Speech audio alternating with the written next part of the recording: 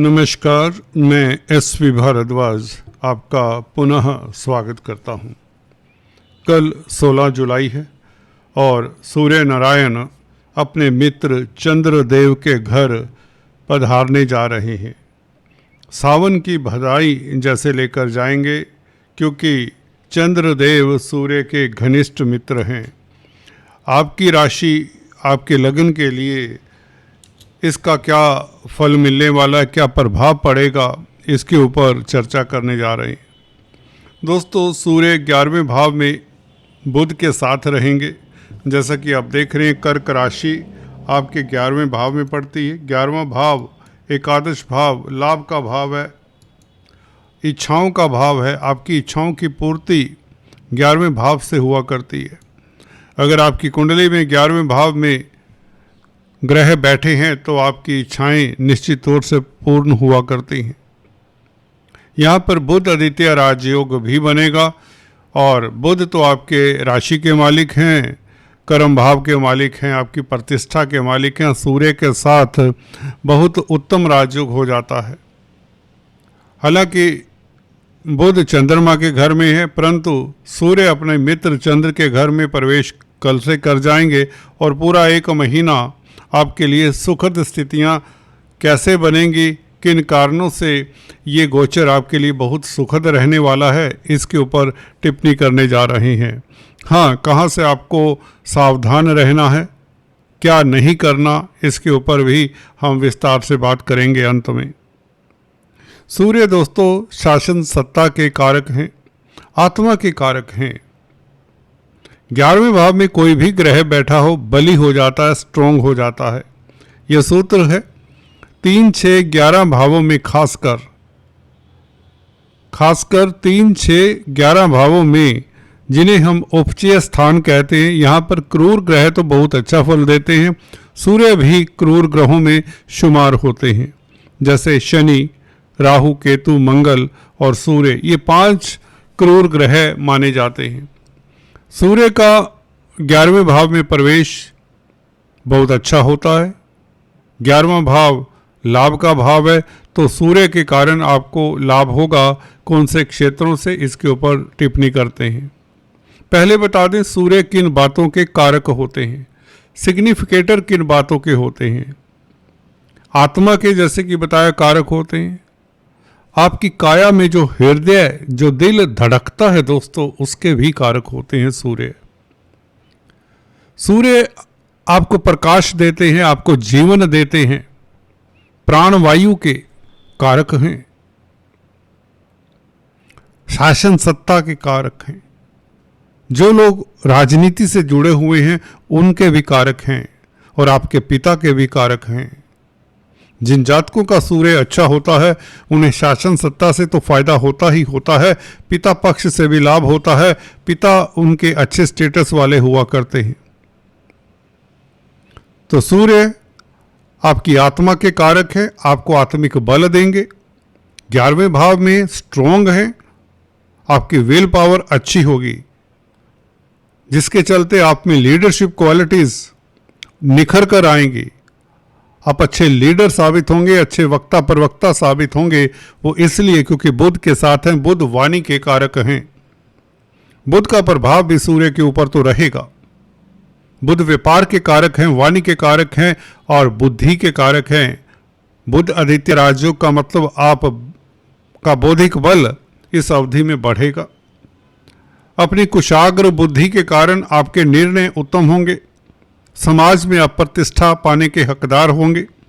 व्यापार करते हैं तो बिजनेस में आपको अच्छी अपॉर्चुनिटीज मिलेंगी, जो अपनी बुद्धि के कारण उसमें आप फायदा उठा पाएंगे। वाणी, अगर आप कमीशन का कामकाज करते हैं, पब्लिक डीलिंग का कामकाज करते हैं, वक्ता प्रवक्ता हैं, तो अपनी वाणी से आप काफ़ी फ़ायदा उठा सकते हैं। अपनी स्पीच से, स्पीच आपकी काफ़ी मधुर होगी, काफ़ी मीठी होगी। इस अवधि में बुध आदित्य राजयोग के कारण आप लोगों को प्रभावित करने में कामयाब होंगे, जिससे आपकी इच्छाएं भी पूर्ण होती देखी गई हैं। जी हाँ दोस्तों, ये बुध आदित्य राजयोग 11वें भाव में, लग्नेश का 11वें भाव में बैठना, बुध का 11वें भाव में बैठना, लाभ की स्थितियां तो बनती ही बनती हैं।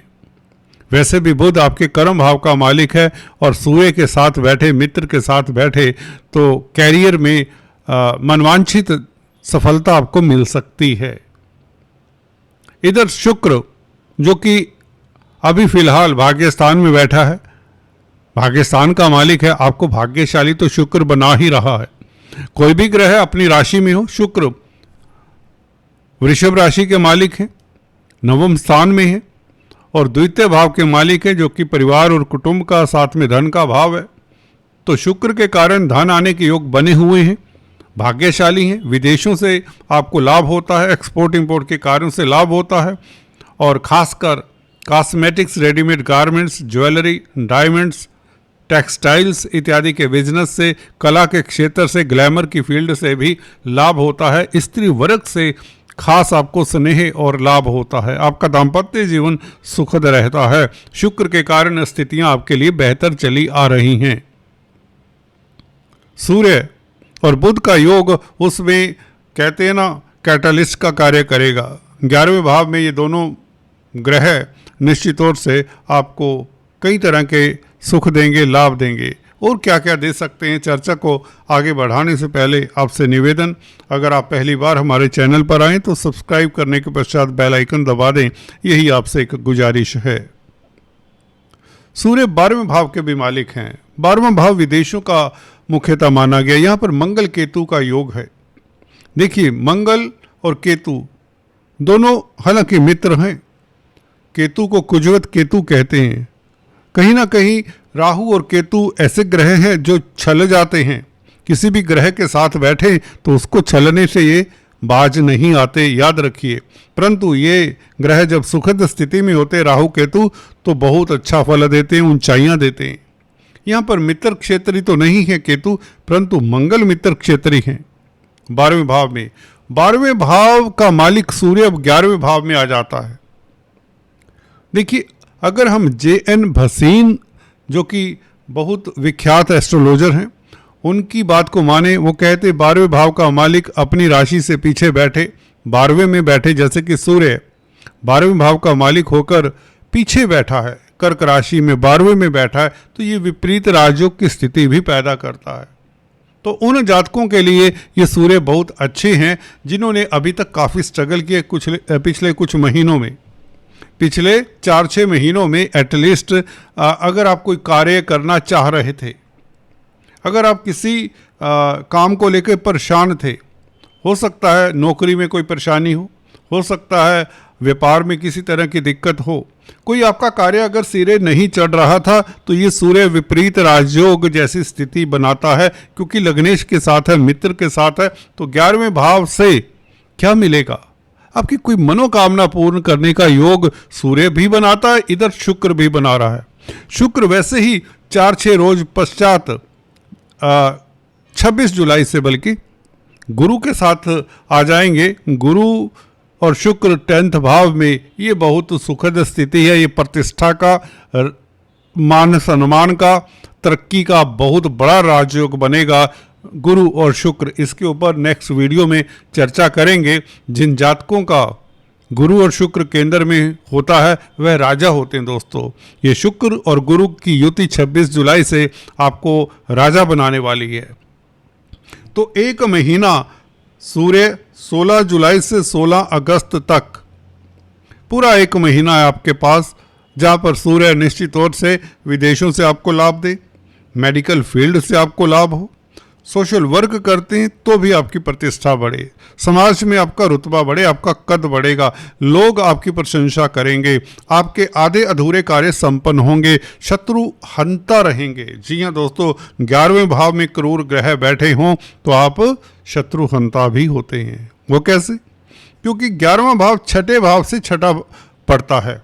अगर आप काउंट करें, 11 नंबर की राशि जहाँ पर पड़ती है, जहाँ पर राहु बैठे हैं, वहाँ से 11वां भाव जहाँ पर सूर्य है, ये 6th पड़ता है 11 नंबर की राशि से। भावत भावम के अनुसार 6ठे भाव का मालिक अपनी राशि से 6ठे में बैठे तो ये बहुत बड़ा राजयोग होता है। और क्रूर क्रूर ग्रह छठे बैठा हुआ है सूर्य, तो ये भी शत्रुहंता योग बनाता है। तभी तो कहते हैं 11वें भाव में क्रूर ग्रह हों, वैसे ही व्यक्ति को निडर बनाते हैं, लीडर बनाते हैं, दलेर बनाते हैं, सक्षम बनाते हैं। और ऐसे व्यक्तियों के मित्र होते हैं, मित्रों का साथ मिलेगा इस अवधि में, समाज में आपकी प्रतिष्ठा का डंका बजेगा, मान सम्मान मिलेगा, उच्च पद मिलने के योग गुरु बना ही रहे हैं। आपके सुख में वृद्धि गुरु कर रहे हैं जब से उदय हुए हैं दोस्तों। ये बहुत बेहतर परिवर्तन हो चुका है आपके लिए। आपको सुखी बनाता है गुरु।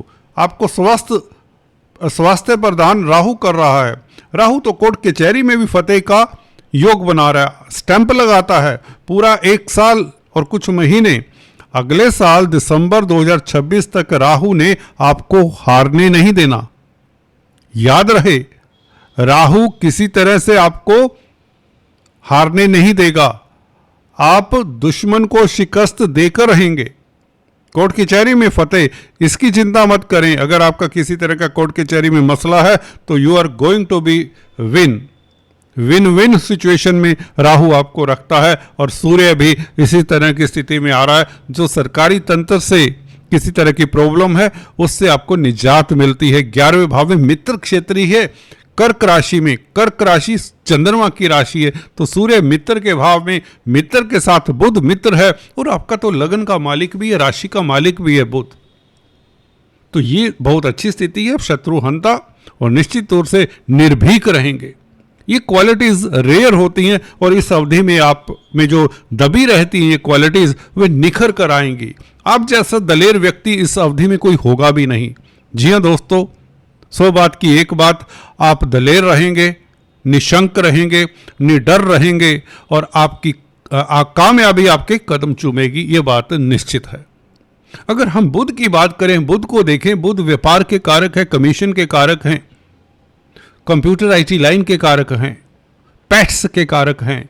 अगर आप इस तरह के कामकाज करते हैं, पेट्स में डील करते हैं, ट्रेडिंग करते हैं, व्यापार करते हैं, शेयर मार्केट में कामकाज करते हैं, तो स्थितियां आपके लिए उत्तम रहेंगी। और 20, 21, 22 जुलाई याद रहे, ये दिन बहुत उत्तम रहेंगे, क्योंकि केतु शुक्र के नक्षत्र में प्रवेश करने जा रहे हैं 20 जुलाई को, और मंगल पहले से ही शुक्र के नक्षत्र में होंगे, शुक्र भाग्य स्थान में। तो विदेशों से बड़ा लाभ, भाग्य के कारण कोई बड़ी उपलब्धि आपको मिल सकती है, चाहे कोई भी कार्य करते हो। 20, 21, 22 तारीख मुझे लगता है बहुत लाभकारी होगी।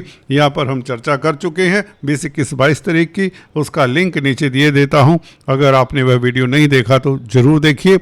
आज इतना ही, फिर से मिलेंगे, तब तक के लिए stay tuned. Thanks for watching this video. God bless you all.